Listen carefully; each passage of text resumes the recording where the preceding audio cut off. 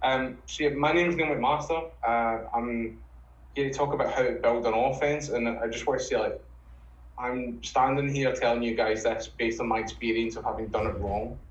I'm not standing up here as a coach to say, this is how I've done it, it's brilliant, you guys should copy this. It's more of I've made a lot of mistakes as a coach, and I want to try and help people not make those same mistakes again. So, just coming here very humbly and saying, I've made some mistakes, but I think we can get better from this. So a bit of background about me. So I started off coaching in 2012 as an O-line coach, and then progressed through the Ouse Valley Eagles pretty quickly to be OC and head coach in 2016. I left that team in 2018 because of the Great Britain team, but just really quickly, for American coaches especially, I just rose up quickly through that because I was willing to put in the time, and there was a lack of other coaches who were. So this doesn't. I get in the UK, everyone will understand this, but in America, I'm not some sort of guru in terms of coaching. I was willing to put in the effort. 2015 was really a big changing point for me in terms of what I wanted to get out of coaching. Up until that point, it was a hobby. But in 2015, going out to see Laverne, which is a Division 3 school up in the northeast, there's a really good coach there called Rich Wurzel. He's a British guy, but he coaches in the States now. So he got me out there for just over 2 weeks, and it was an awesome opportunity to really see how a full-time staff builds things, and how they went on and won the SIAC championship that year. So it was a good opportunity to see what a winning team's like and all the components that go into that. So that really pushed me on. So in 2016, I became the assistant coach for the GB men's national team, and that was a really interesting experience as well. Just being able to work with the best athletes in the UK, probably in Europe as well, and we won the European Championships that year, the Group B European Championships. So that was an awesome experience. Then 2017. I was appointed the OC for the Great Britain Junior Programme, so that's our under-19 programme. And then 2019, so last year, I was made the head coach of that programme full-time. So that's my focus now. I don't have another team. Like I said, I left Ouse Valley to focus on the national team, because in my opinion, as the head coach, it takes up that much time. And then last year, August and September, I spent with University of Akron, just visiting there, and that was just an incredible experience to see everything that goes into a Division 1 football programme, and how we can, start to learn from that and copy some of the things they do, because, Wales last year was a disappointing season for them. It was their first season as a staff, and you can see the things they're starting to build and how they were going about things. It was really impressive. So I learned a ton of stuff on the field and off the field there that has really helped drive the Great Britain programme. So, that's kind of, I'm not just a UK coach, I've been about in the US a little bit as well, and I think the things we're going to talk about today can help everyone. So building your offense, for me, there's 5 key things that everyone needs to understand. First is there's always been 2 schools of thought on how to do it. You can build your scheme around your players, or you can build your players into your scheme. I've obviously got a preference, as probably every coach does, but I just think it's, people need to be cognizant that that's an actual thing.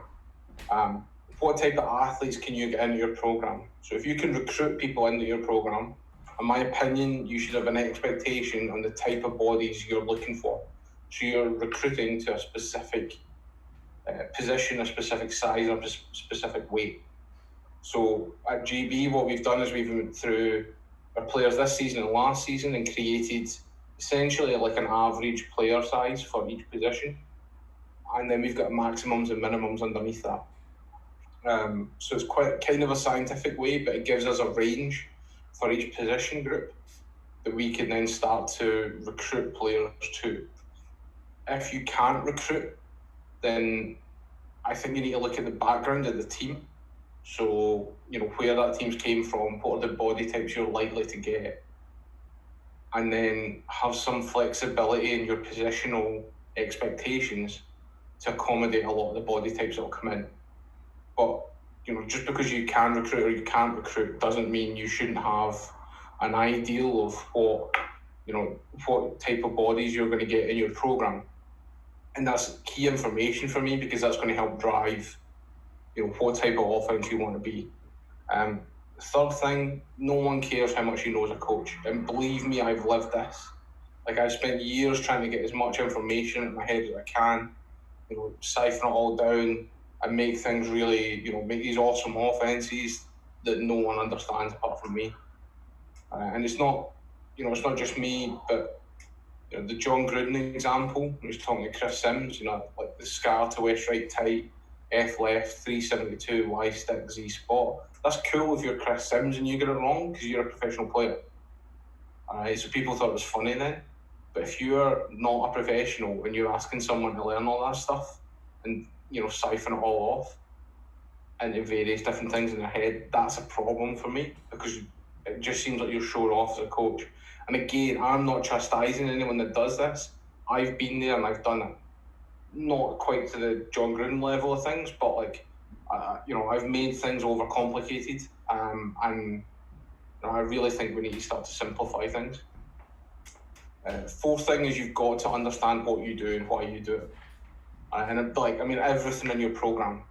So why do you name your X receiver the X receiver or your tight end the Y? Why is that? So there was a coach came over from Germany last year. He's a UK guy, but he works in Germany now. And he came over and he said, I've got two wide receivers and I named them O and S. O is the outside receiver and S is my slot receiver. Then they cannot get it wrong. They know that O is the outside guy and S is always the inside guy. All right? And it's just simple things like that really help. But the key thing is you've just got to understand. That's an example. Like, the key is have that methodology of questioning everything. Why do we do this? And does it help us? And then finally, when you're building your offense, start with the offensive line. They are the key. Right? They are the biggest component to any offense, and you will live and die based on how well you plan around these guys and their abilities. Because it's possible to have a really good offense with a bad O-line, but it's also possible to have a pretty bad offense with a really good O-line. So you've got to plan around these guys and their abilities first, and then build off that. So where did I start? So I started off as a huge inside zone, outside zone guy, because I thought they were really simple. Like, I liked the simplicity of them. And then you can run like reads, boots, speed options, midlines, all that kind of stuff off of them. So you're getting, the multiplicity of it without necessarily creating a lot of extra plays. I liked RPOing a lot because the main reason behind it was so we didn't have to teach our wide receivers how to block too much. So it reduced the amount of time we had to spend teaching blocking with them, so we could focus more on fundamental route running and catching, which was a big problem for our receivers. But the issue was we tried putting it in for 3 years and it never really worked. So we tried to simplify it down each year, because it was like I couldn't understand why players weren't getting this. I didn't understand how we could make it simpler. So, we eventually boiled it down to inside zone. If it's 4 down, double the 2 inside guys. If it's 3 down, double the play side 2 guys, and then have an A-gap run. If it's outside zone, just keep your head outside the next down lineman. So it's a D-gap run. Right? And that was basically what we boiled it down to, and I still couldn't understand why we were getting uncertainty and hesitation in the O-line, and ultimately that's always going to result in poor execution. And then finally, we really wanted to have a good QB who could read defenders' intentions. So that was where I wanted to be. I wanted to run inside zone and outside zone a lot. I wanted to RPO off of it. We can make it simple for them, and we needed a good QB who can read defenders' intentions on it. And I thought that was a pretty good base to start to build an offense from. So this is what we did. So this is an extract of our inside zone play from 2018. So I was again pretty high on this. Like, I thought it was a really clear diagram. It showed double the two inside guys off to the linebackers. But on speaking to the coaches and on speaking to the players, because I couldn't understand why they didn't understand it, and it wasn't until I had those conversations with the guys where they made me, take a step back and have a look at this. And I'm willing to bet this is a fairly standard thing for most playbooks across the world, in terms of inside zone stuff, certainly. But what it does, it tells them almost nothing, but asks them everything. So we're telling them who to block here, but we don't tell them how to block it or what the key coaching points are. So there's no consistency. So what we teach them at practice is a whole load of drills and skills that are getting thrown at them. But then when they come back to learn in their own time, there's none of that's there. They're just looking at a diagram that shows them, block 0, and that's it. And certainly in the UK, and what I think American coaches are starting to get now with this whole COVID-19 thing, is like, we are ultimately a remote-based program. We see our kids, if you coach at a club over here, you see them, once or twice a week. I coach a national program, so I see my kids once a month. So I can't rely on them just learning on the day that they're here. I need to rely on them learning in their own time. And then when you think of the simplicity of inside zone, it's actually really complex. This is one of my players actually made me realise this. The amount of individual skills required for one play is actually really high. And this kind of plays out a little bit as well when you think of FBS teams or any NCAA teams and pro teams who run inside zone and outside zone a lot. That's their base plays. They run that probably 60 to 70% of the time. And they're running it 60 to 70% of the time in practice as well, because it requires that much time and effort to get right. So I took a step back and I boiled down the skills that we would need to run inside zone. And this is just the offensive line. And I come up with really 9+. So they're going to have to know how to zone step when they're covered, and they're going to have to know how to zone step when they're uncovered. And they're slightly different things, so they're two different fundamental skills. They need double team with a high leg. Now, I grant you, my preference is a high leg or the gallop technique, but you could insert whatever you want, but it's the front side of a double team play. Then they need to know the backside steps, so to take over a double team block. They need to know how to solo block on his own play. They need to know how to rip to a linebacker, double to a front side backer and a backside backer, and they're two slightly different things. So if you're doubling a front side backer, you can expect him to play, north and south a bit more. Whereas if you're doubling to the backside backer, I'm expecting a bit more flow. So that changes the angles that you come off at. So they're different skills. So we're at 8, and we haven't even discussed how to deal with the defensive line, stunt and twist and blitzes, all that kind of stuff. So you're probably at 10+ skills that you need your offensive line to execute just to run this one play. And then when I say these are expensive skills to learn, what I mean is not a lot of these skills you can use on other plays either. So if you zone step covered or zone step uncovered, you can't use that step for outside zone because they're different angles and different steps. The double teams you could probably use in different skills, yes. Solo block for a zone is different to a solo block for a gap, so you can't reuse that. Ripping a linebacker, maybe, yeah, you could probably use that again on different schemes. The double into the backers, they're going to be different between zone schemes and gap schemes, so you can't use them. And then stunts and twists, how you deal with them will be different. So really, you're teaching 9-10+ skills, and you can only use 3 of them in other plays. They're expensive skills to teach, right? And they eat into your time, and time really becomes a factor in what we're doing. So my conclusions from that, I spent, kind of 4 or 5 years with Ouse Valley trying to get this stuff in, and it never really worked. And then my first season with GB as well was the same. So my conclusions were, 1, don't start with a scheme-first approach. If you're coming into a brand new team, or a new year and you've had a pretty high turnover of players, and you're dead set on who and what you're going to be as an offense, I think you're asking for trouble. What I think you should do is have a set of non-negotiables that you want in the offense, all right? And then you can build on that based on the skills of your players, all right? You've got to be driven by fundamentals, okay? And that's the key. That is the number one thing. So I appreciate coaches who can revise every year based on their team. So you're not changing the offense, you're revising it, but you're not replacing fundamentals. So you revise plays, but you don't replace fundamental skills.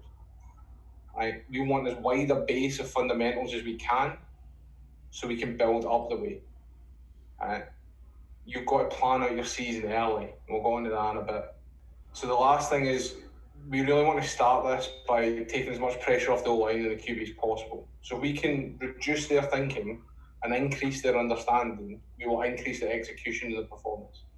Right? And that's kind of the key things for us. Again, O-line should be your starting point for any offense. Define what the fundamental skills you want your offensive line to execute, and then build out of that. So what we have, give you an example. So this is where I'm coming from with the Great Britain Junior program. So whenever we get an athlete in, our athletes have never played in a 5-man line before, but we've got pretty decent size. So they're going to have, we tend to get kids who have played 5-on-5 football. So that's not offensive line, that's their full offense.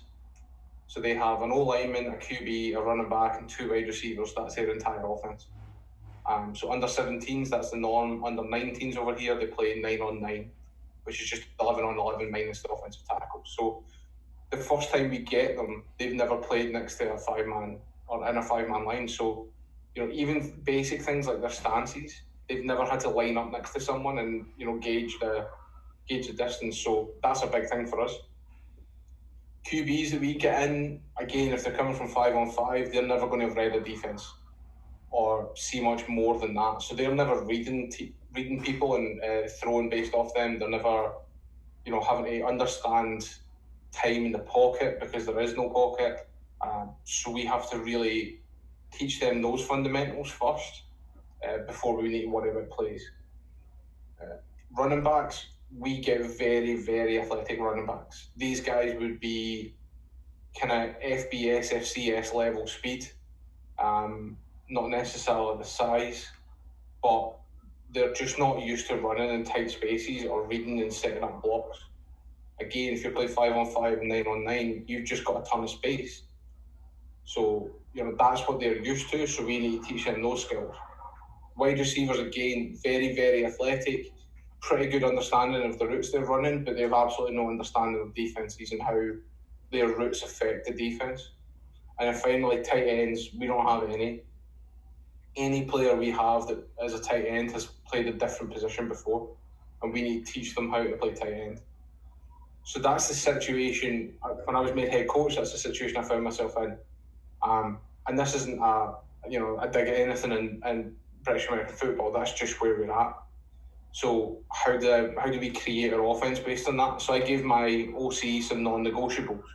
The 3 things were no double teams on the offensive line, because the main reason being that it's a massive reduction in what we need to teach them. Because if we need to teach them how to double teams, we will be the first group of coaches that have ever had to teach them how to do a double team. And when we see them once a month, that's not a good thing. There just isn't the time to teach them that.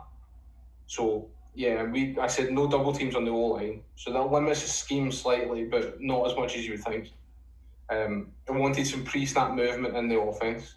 So whether that's shift motions, jet motions, whatever it is, I just think it can force defense into bad situations and give us some multiplicity in it.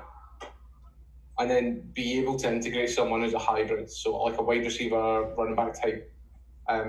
We're quite fortunate in that most of our kids have played rugby before, so they can run, they can catch, they're used to having a ball in their hand, and they're really good in space. So I wanted to have a position in our offense that we could use someone like that without having to sub.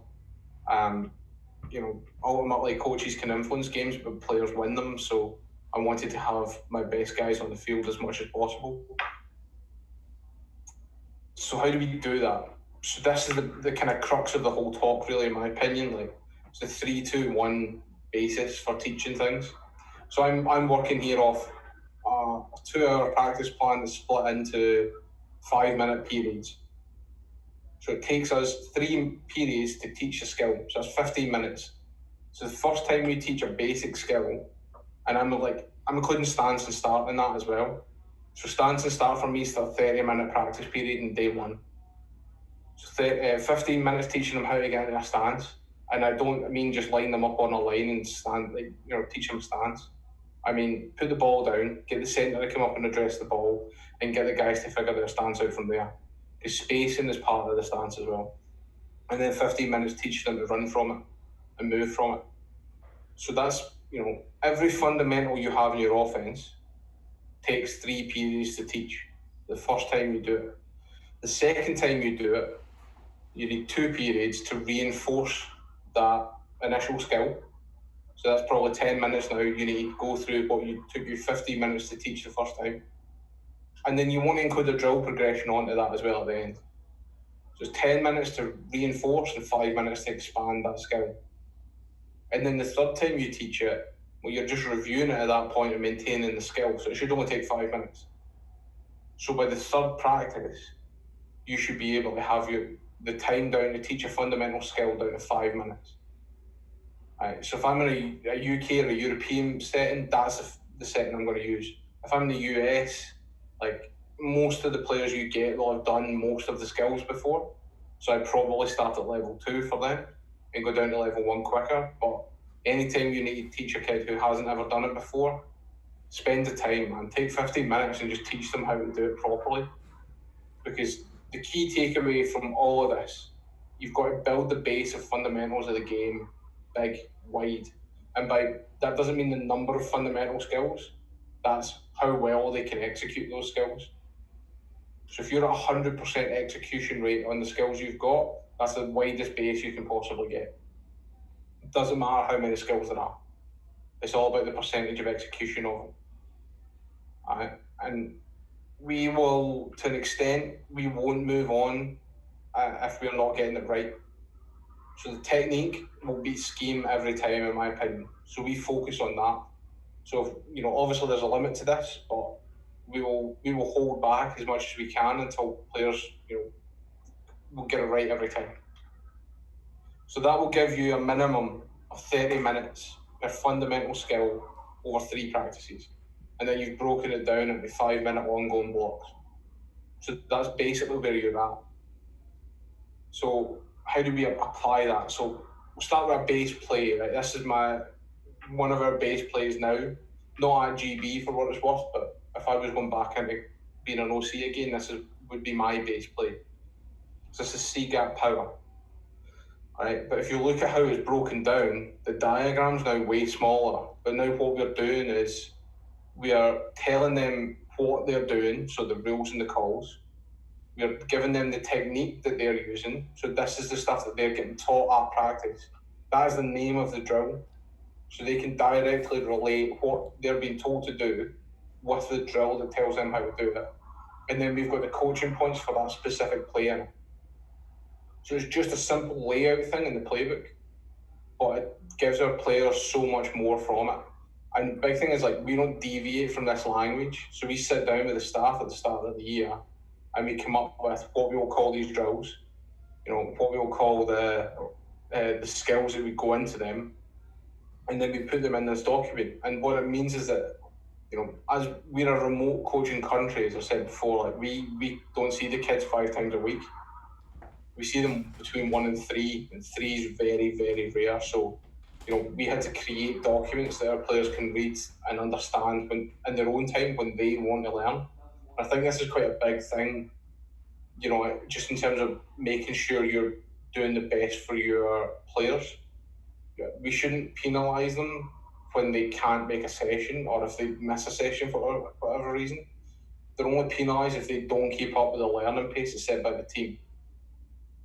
So just because you miss a session doesn't mean you should never see or hear that skill. It just means that you should have to go and learn it in your own time. So what this does is, you look at this play and we've got 4 fundamental skills that we need to teach the O-line. So we need to teach them a gap drive, which is essentially, an angle block. Jam and release. So this is what we're doing now instead of double teams. So he's not going to double that defender. He's just going to 1 step, punch, and then release. We'll have a flat angle drive for the centre, which is essentially an angle drive, an angle block, but just a lot flatter, so we'll teach him to drop step a little bit on that. And then we've got to teach a square pull for the guard. And those are the 4 skills: gap drive, jam and release, flat angle drive, and square pull. And we can build an entire offense out of those 4 skills. So this is what I mean. Like, power's our base play, so that's why it's the home icon. Like, that's our number 1 thing. So we've got gap drive, jam and release, flat angle drive, and square pull. The next step on square pull is then you pull up from that. So what else can we run from that? So the next things I would run are buck sweep and counter. So buck sweep, what do you need to run buck sweep? Well, they need to be able to angle block, so down block. They need to be able to jam and release, and work with a tight end probably. They need to be able to flat angle drive for the centre to block back on a 3 tick. And they need to be able to square pull and pull up. Counter, they need to be able to gap drive, jam and release, flat angle drive, and square pull. Now, the difference in the square pull here is that one of them's kicking out. So that's, in my opinion, that's not a separate fundamental skill, because the skill is a square pull. It's just the next development from it is whether you pull up or whether you kick out. So you can get them reading a guy for that. And then the kind of tertiary plays I would put in are wham and trap, because again, they utilise the same fundamental skills that we need, or that we're already using. And I really like those plays, especially if you get like a good 3 tick that's going to dominate. Wham and trap can kind of keep him guessing where the pressure's coming from. So that would be the 5 kind of run plays I would use if I was building a new offense again. And the reason why is because they're cheap to install. So earlier on, when I was talking about inside zone, I said it was really expensive. It's really expensive because you'll never be able to use those skills.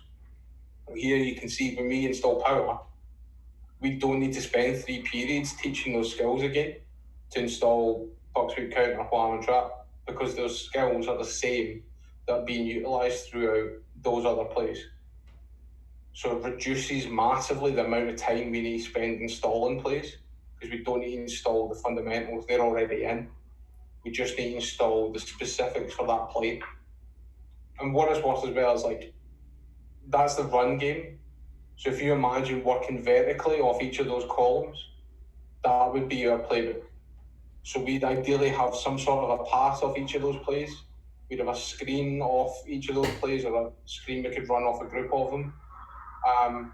And then we'd have certain things that we could do. So like power, we would probably run into some sort of jet motion power read if we had the personnel to do it.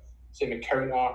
There's various different things we can do and add into it to bulk up the playbook that aren't really increasing the amount of fundamental skills we need to teach. So this is a kind of look through a practice plan of it. So again, if we look at power, those 4 skills, those are items 1, 2, 3, and 4 on the left. So it takes 15 minutes to install them, so that's a 60-minute indie period in practice 1. Once you've installed the basics, and you'll do this for wide receivers, QBs, everyone, then you come together in your group. So whether that's, you could break that down further and have like pods and then go up, but for the purposes of the example, we've used this. You break into groups, and then you teach the play.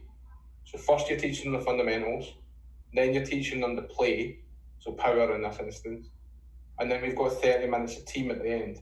So that now they're executing that play against a defense. So you're stressing them.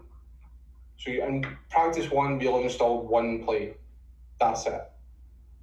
But if we now go on to practice 2, you can see what we've got there is that 4 skills, 1, 2, 3, and 4, have now been reduced to 10 minutes. But we've added in a 5-minute development on each of those skills. So we're still spending 60 minutes on indies, but now we can have 4, 5, 6 plays off of it, whatever you want. So when you break into groups now, you're only spending 5 minutes on those plays, or 3 minutes on those plays, depending on how many you've got. And then when you go into team, now all of a sudden, you're practicing your complement plays. So you can have 4 or 5 plays in there that complement your base play. Then you go to practice 3, now all of a sudden you're spending 5 minutes going through those 4 skills, but now you've got 2 developments on them and skill progressions. And then you've got more plays, and then your team becomes more diverse. And you continue that methodology through. So the numbers of plays grows, but the numbers of fundamental skills doesn't. And that's kind of the aim of this, is to if you focus on fundamentals and build up from that, then we can really start to work on offense cheaply and efficiently without killing our players with installs. If you get really good at this as well, you can start to offset things. So you can have most of your time being spent on install 1 with the fundamentals, so you're spending a lot of indie time there, and then the indie time decreases. Then you've got install 2, same thing all over again. 60-minute indie period reduces the better you get at it. And you just go through that with your installs. So again, for US guys, this is probably over the course of a week, I would think. In the UK, this is probably over the course of a month. What this does is that it decreases the time it takes for you to install stuff. So you can install sweep, counter, wham, and trap quickly and more efficiently than we could if we didn't use those same skills. All right. And, we can start to get into a bit with the pass pro fundamentals as well. Like, if I wanted to be really creative on this, I would use a pass pro that pulled the guy all the time. So then things are starting to look the same, but then you're getting really into scheme, which isn't kind of the purpose of this, but you can be really creative with it. But the key is that, you're just focusing on the fundamentals for your players. So I genuinely believe that we're enough coaching humility to limit the amount of plays we've got. We could run through every basic skill we need on an offense in a 40-minute period. So we could have 40 minutes out of our 2.5 hour practice every day just on indies, and we would have covered off every single possible fundamental skill we would need in that time. That's huge, because then you're not missing anything. Then you're not picking and choosing what skills you work on that day, or you're continually focusing on those key things and getting better at them every day.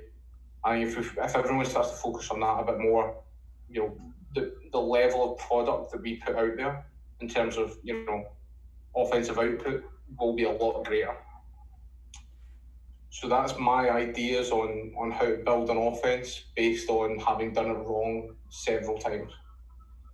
So these are my contact details. By all means, get in touch with me if you guys have got any questions or any comments on it. I'd love to hear. So yeah, just hit me up whenever you guys are free.